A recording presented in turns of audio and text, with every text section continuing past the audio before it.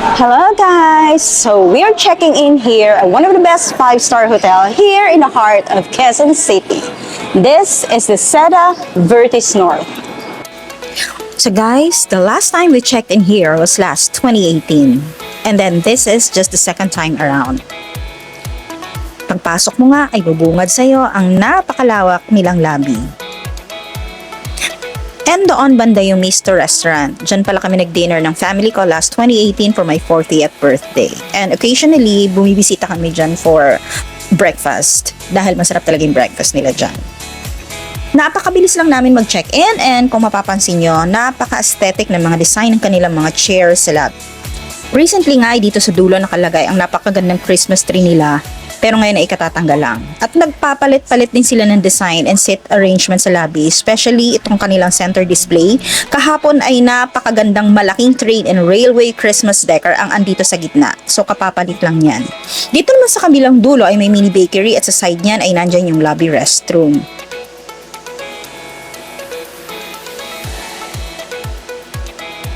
Meron din silang Mac computers dito sa lobby na pwede mong gamitin at free of use yan. Room check na tayo guys. We booked a 32 square meter room with 2 single beds for 5,900 pesos per night, discounted by Agoda with free breakfast, express check-in, and free parking na rin. So meron silang 2 robes, meron ding narrow cabinet, and kung mapapansin nyo, yung pintuan ng kanilang toilet and bathroom, nandiyan na yung whole body mirror. So yan yung 2 single beds. Merong coffee bar of course. May cabinet sa tabi ng mini fridge. Merong mga for sale na refreshments dyan. At ang lalaki ng kanilang bedside table. This is exactly what I need. At sa ilalim niyan, merong safe box.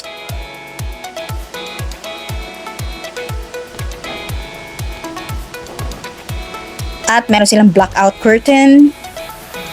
Yung view, ayan, ganyan sa labas. So, makikita mo dyan yung Vertis North Mall. At sa kanilang toilet and bathroom, yan ang itsura. So, meron ng kasamang bottles of shampoo, conditioner, and body wash. May telephone shower head. May 2 bath towels and hand towels. May hanging telephone sa wall and may bidet. May extra toilet paper. At may mga toiletries na rin. Tissues and hair dryer. And drawer. Merong weighing scale at meron ka pang upuan dyan. Hello guys! Good morning! So today is January 11, 2024. And nandito pa rin tayo sa Seda. So, kwento ko lang, a bit, kung paano nangyari yung nagkaroon kami. Supposedly, it was a 5,000 pesos penalty. Kasi yesterday, I had group of friends who went to visit us here. And 3 of them nag-vape. So, nagulat kami umakyat na hotel manager na may dala pang fire extinguisher. 2 sila. And tinatanong kung ano yung umuusok.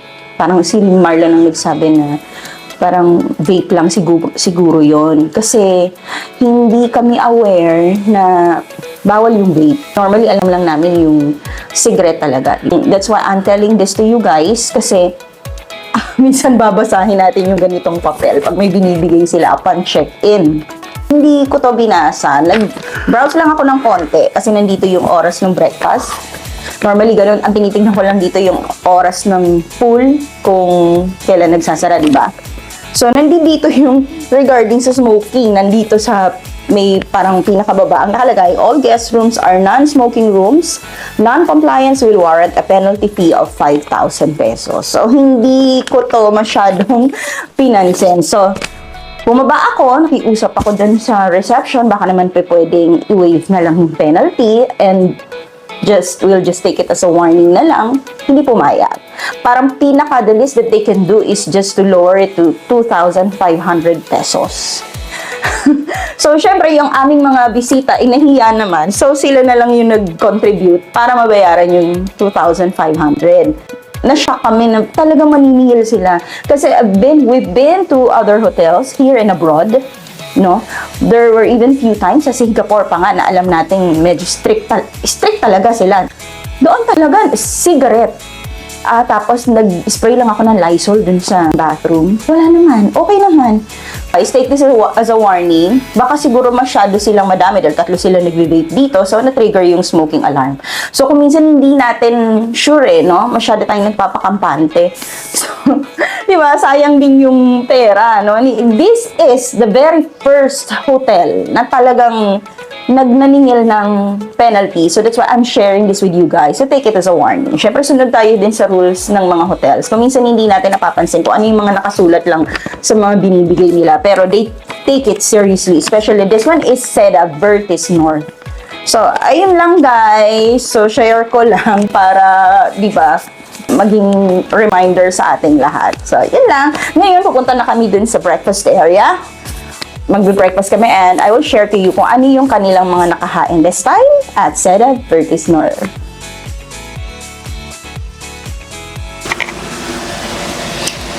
So guys, dito sa labas, nakalagay dyan kung anong oras yung busy at moderate lang yung tao para malaman nyo kung what time kayo the best na pumunta. And again, bawal dito naka-bedroom slippers, naka-shorts or nakapantulog. I mean, shorts na pambahay, especially sa mga lalaki. Kasi that time, naka-short naman ako niyan. Wala naman problema kung shorts na pang-alis yung gagamitin mo. Merong mga mini muffin na ganyan. Tapos mga mini donut. Ang cute. So yan, may banana bread, star bread, is raisin bread, and cinnamon. Dito naman may mango bread, pizza bread, cheese rolls, coffee bun, pork floss, cheese bread, Spanish bread, wheat bread. Ang dami, white bread. Grabe, lahat complete sila ng bread. Ayan. Mapapansin nyo, chocolate croissant. Lahat ng Danish pastries, kinds of Danish pastries, plain croissant. Ito ang kanilang toaster.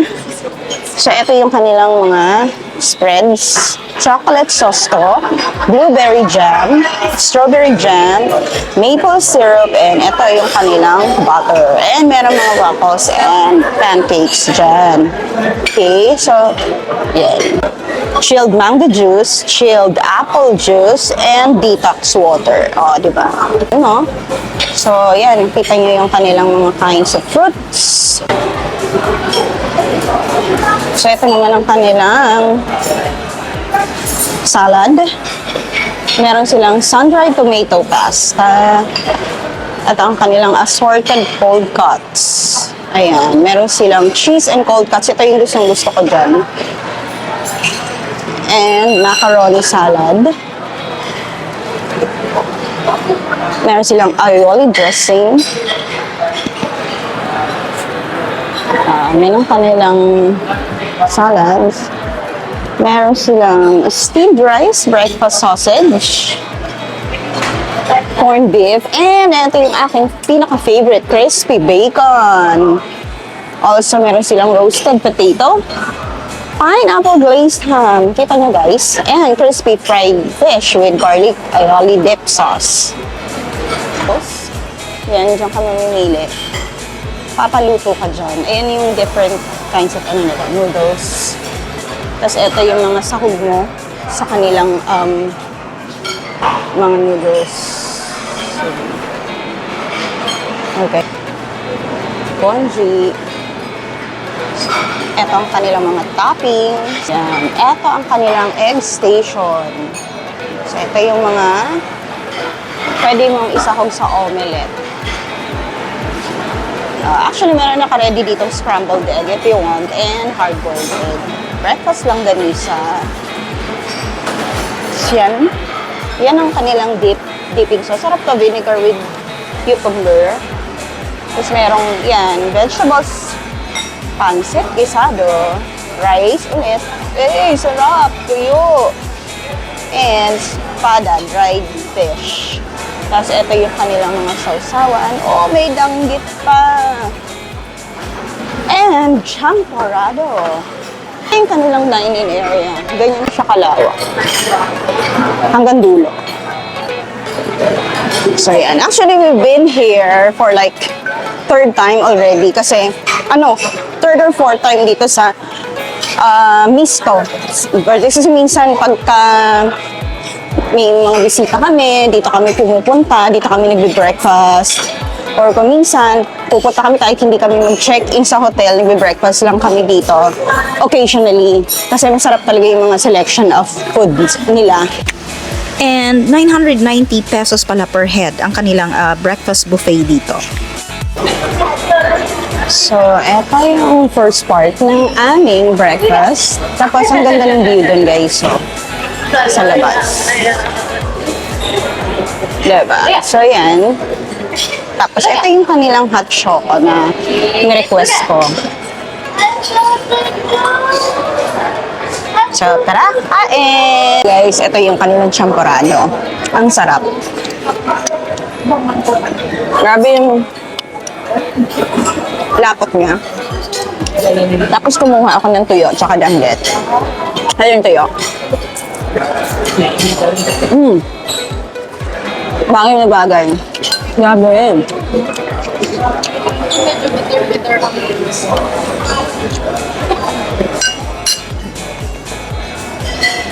Ito yung danggit.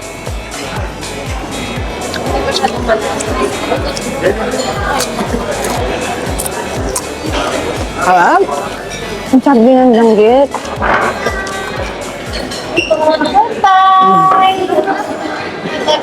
Ito compliment talaga yung champorado at saka yung mga fried dried fish. Basta ni side up ako.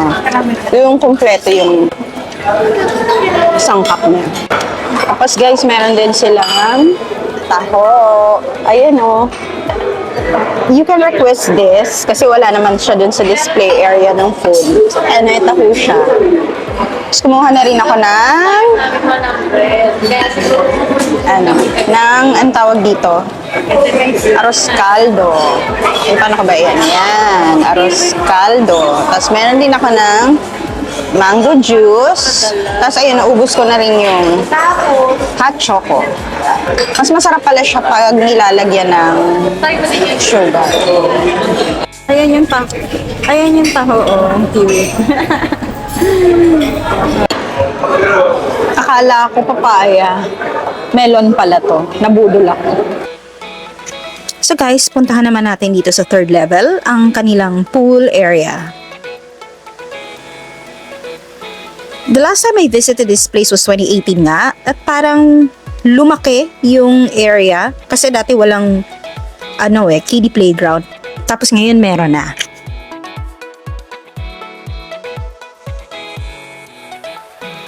Meron siyang bar.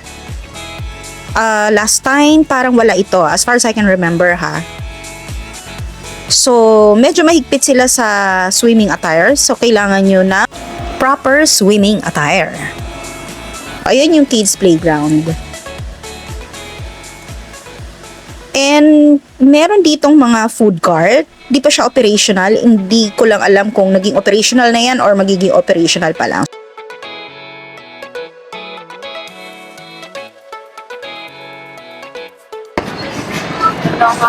Guys, yan yung kanilang pool. Ito yung pambata, di ba?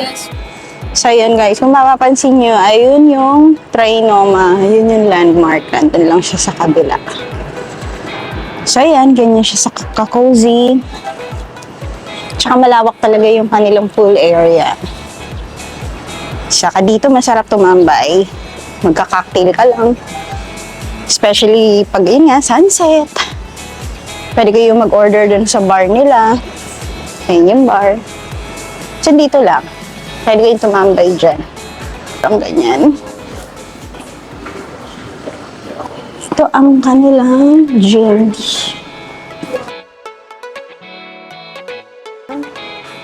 Spa.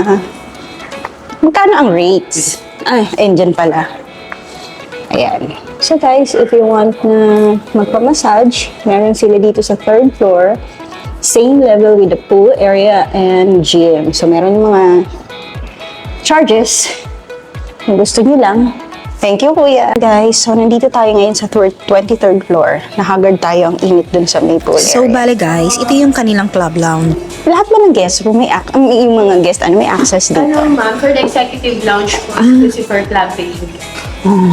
Mag-vlog ko sana eh. Hindi pala pwedeng pumasok. So, pwede kong kunan na lang from here. Or pwede kong kunan din. Alright. Sige, thank you Ayan.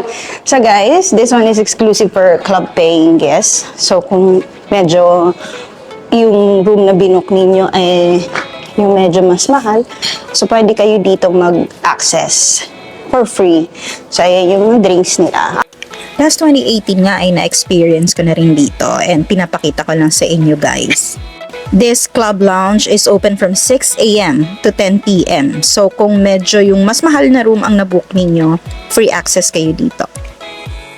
And meron nga din silang free use of desktop dito. Ayan, ganyan kalaki yung kanilang lounge. Ayan, may mga fresh juices sila dito. Oh, may yogurts, mueslis.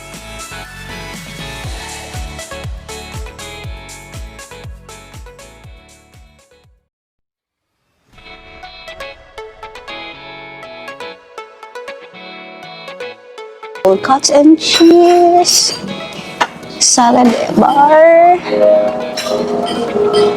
and other pastries and breads and cereals. Good morning. Butter, toaster, coffee.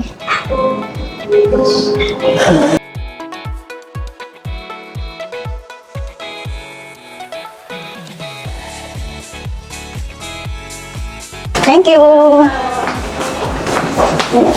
Pupunta sana ako ng 24th floor para ipakita sa inyo yung bar doon, pero for some reason hindi siya ma-access, baka hindi siya operational now or limited on access. So ayun na, may natanggap na kami sa room namin na letter regarding dun sa penalty. We would like to inform you that your outstanding balance have already exceeded your initial deposit. Kindly pass by at the front desk at your most convenient time to give additional deposit or to pre-settle your charges. Mag-check out na din kami, tapos later na lang namin isi-settle. Since binigay na sa akin nung mga visitors namin kahapon yung kanilang corresponding penalty charges sa amin na binigay. So, yun lang guys! Hi guys! So, check out na kami. Baba na kami sa ground floor. So guys, nakapila kami dito for check-out. Kasi kailangan mo munang pumila bago ka mag-check-out. So, ganyan sila ka-systematic dito. So, checking out na. Anything from the minibar po? Wala naman. Di ba may 2 complimentary bottles doon? Okay.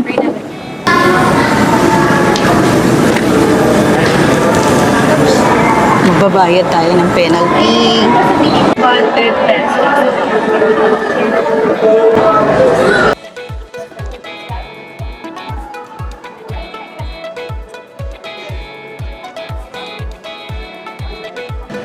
Validate siya ng parking.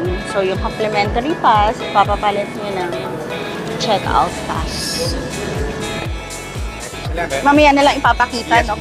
Susunduin niya ako dito. So, andyan na si Marlon. Ayan na yung sasakyan. So, kunin na natin itong mga gamit natin. So, ayan na guys. Uwi na kami. And that's it for today's video. Bye!